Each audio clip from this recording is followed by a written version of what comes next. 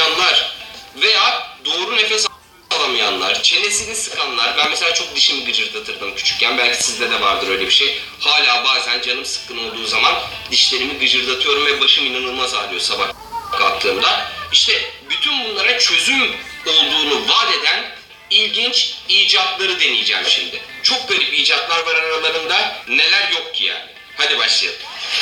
İlk icadımız bu bileklik. Horlama bilekliği diyorlar buna. Bildiğiniz horlama bilekliği, bakın. Görüyor musunuz? Çok garip bir şey. Böyle içinde bir ışık yanıyor falan. Yani nasıl çalışır, ne eder, ne değildir bilmiyorum. Hadi bir açalım bakalım bunun kutusunu. Evet, bileklik böyle geliyor. Snore stopper, yani horlatma stopperı, horlatma durdurucusu. Şöyle bir bileklik. Anam, içinden çıkan şeyin tatlılığına bakın, tornavidanın. Bak, ne bu kadar küçücük bir şey. Neyse, böyle bir şey çıktı. Bu ne acaba ya? Ha, bunu içine koyuyorsun. Bittiği zaman içindeki herhalde. Böyle self adhesive elektrot diyor. Elektrot varmış bu. Elektrotmuş bu. Bir de bu var. Aletimiz bu zaten. Bakın, şöyle küçücük bir yer var. Onu açıyoruz. O küçük tornavidayla ve orada bir pil... Anam! Lan elektrik çarpıyor. Elektrik çarpıyor. Böyle bir şey olur mu ya? Niye elektrik çarptığını da anlamadım. Herhalde bu olayı. Horladığın zaman elektrik çarpıyor. Şöyle takayım, bir bileğime takacağım, deneyeceğim bunu da. Lan elektrik çarptı be durup dururken. İnsan uykuda elektrik çarpılsın ister mi? Sonra şunu şöyle saat gibi takacağız. Bileğimize bağlayacağız. Hah, böyle uyuyacağız. Ne lan bu, uzaylı gibi çok sıkmışım lan. Karın dolaşımı duracak. Anam! Ay! Ulan böyle bir şey olur mu? Ay! Elektrik çarpıyor lan horladığın zaman. Bu ne be? Anam! Lan! Konuştuğun zaman da çarpıyor. Allah Allah, çok düşük voltajda çarpıyor ama bir şey yapıyor yani, insanı hoplatıyor, bu işe yarar ha. Bununla yatılır mı, bununla uyulur mu, o da ayrı konu. Yani belli bir desibelin üstüne çıktığı zaman ses, onu da şuradan ayarlayabiliyorsunuz. Şurada şu 0,1 falan filan var, bakın şöyle gözüküyor mu? Buna bak, şu an ne o? 4. Şurada şöyle bu belli bir desibelin üstüne çıktığı zaman oradan ayarlıyorsunuz. Elektrik çarpıyor alet. Allah Allah. Ya çok acı veriyor ya. Bayağı bunu yapıyor yani. İnsanın bir kolunu böyle bir titretiyor. Bunu uykuda maruz kalmak buna. İnsan nasıl yapar bilmiyorum açıkçası. Ben bunu takmaya korkarım. Bazen horluyor. Özellikle böyle dönem dönem şişmanlarım, ben o zaman horluyorum. İşte o zaman bunu bana Rana zorla taktırabilir. Vallahi bunun korkusundan horlamaz insan ya. Yani bunu ben öpsem mi atsam mı bilemedim. Öyle garip bir icat bu. Hem öpeyim hem atayım yani. Evet, horlama biliyorsunuz böyle rahatsız nefes alma durumu. Burun tıkalı olunca da horlanabiliyor. İşte böyle bir çözüm bulmuşlar. İddiaları bu. Böyle bir şey, bakın. Şu kutunun içinde tabii olan bir tane. Şöyle 2 tane sepet gibi bir şey düşünün. Sepet bildiğiniz. İçi delik, her tarafı delik. Peki nasıl kullanılıyor? Bakın görün. 2 tane bakın böyle sepet gibi bir şey. Bunu böyle burnumuza sokacakmışız. Yalnız bir şey söyleyeyim mi? Nefes almayı çok kolaylaştırıyor da ben bunu bir yatakta deneyeyim bakayım. Bu yatarken ne kadar rahat? Onu merak ettim. Şöyle bir şey. Yani burnuna böyle sokuyorsunuz. Sonra daha zorluyormuşsunuz. Test edip geliyorum. Evet. Bakalım. Yani mesele şimdi böyle yapınca şunu görüyorsunuz. Şöyle buruna girdi. Sıkıntı yok. Yani bu şekilde. Gerçi burunlardan biraz baskı alıyor. Ama ya yüzüstü yatıyorsak, yani şöyle yatıyorum diyelim. Anam burnuma girdi, çok kötü.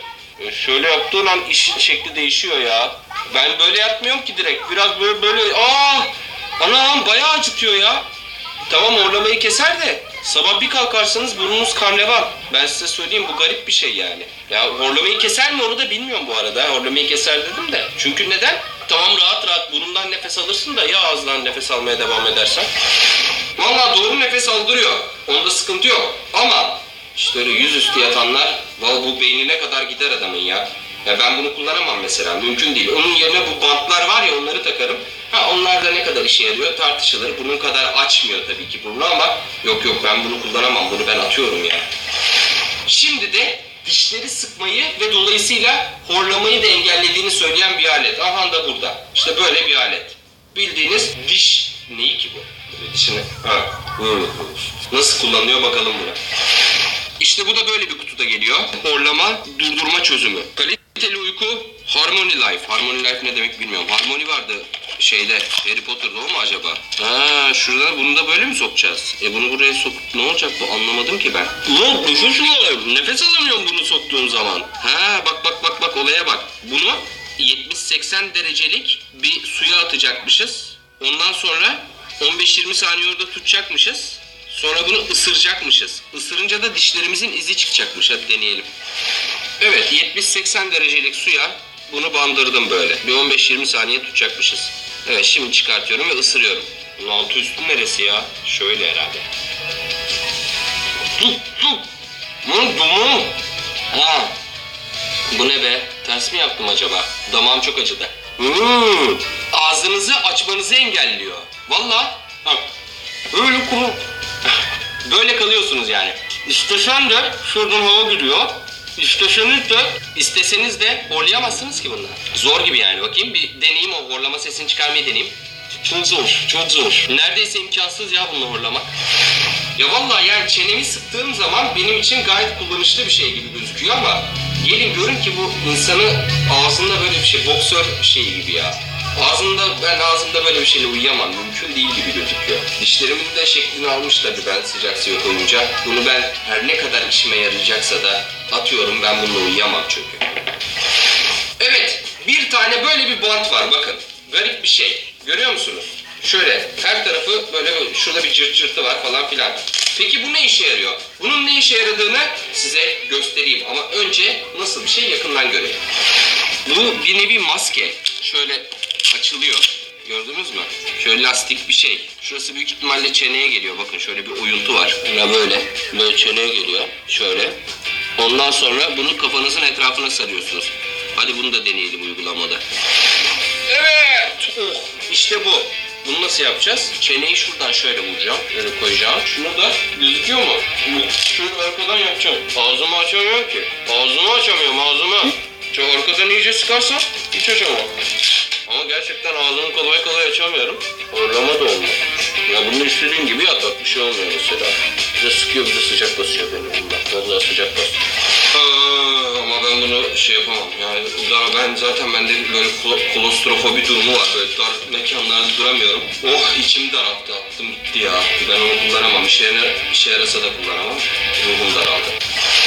Evet, işte sıra bunda. Bir adet boks eldiveni bu. Vururum ben. Size vurmam.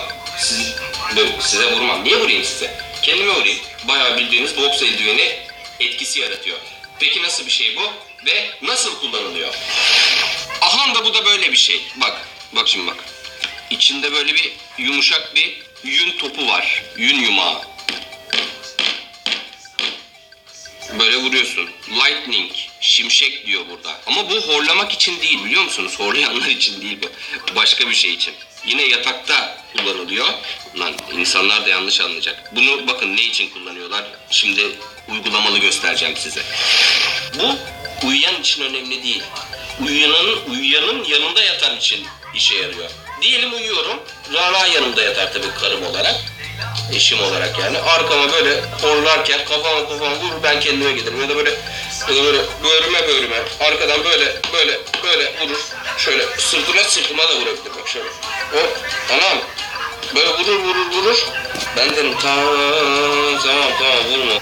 Bir yastık var. O yastığı size inceleyeceğim, çok büyük. Şimdi burada tutmak istemedim. Soğuk tutan yastık. Ya kafanız ısınmıyor. Çok garip bir şey. Vallahi. Evet işte yastık bu. Çok acayip bir şey bu arkadaşlar. Bakın üstü mavi, görüyor musunuz? Açık mavi. Orada ne yazık ki içini açamıyorum. Orada bir jel var. Ve o jel ortamı soğukluğunu alıyor ve siz kafanızı koyduğunuz zaman böyle onun içine de göçüyor. Ana. İçine göçüyor. Vücudunuzun şeklini, kafanızın şeklini alıyor ve bu jel çok geç ısınıyor. O yüzden yastık da çok geç ısınıyor. Bununla böyle mi susam artık videoları? Böyle bir yastık. İçi visko, üstü üstü jel, kafa soğutan yastık. Dur bakayım bir 5 saniye bekleyelim. Harbiden serin. Ona üşüdüm lan, kafam üşüdü. Resmen kafam üşüdü. Bir de ben kolumu böyle koyarım. Siz nasıl yatarsınız bu arada? Ben bak böyle yatarım. Sağ tarafa Kol yastığın altına. Sonra bir de yorgan yaz kış böyle falan. Ama bu var ya serin tutuyor bu bayağı ya. Bunu ben öpeyim ya. Oh, ama kış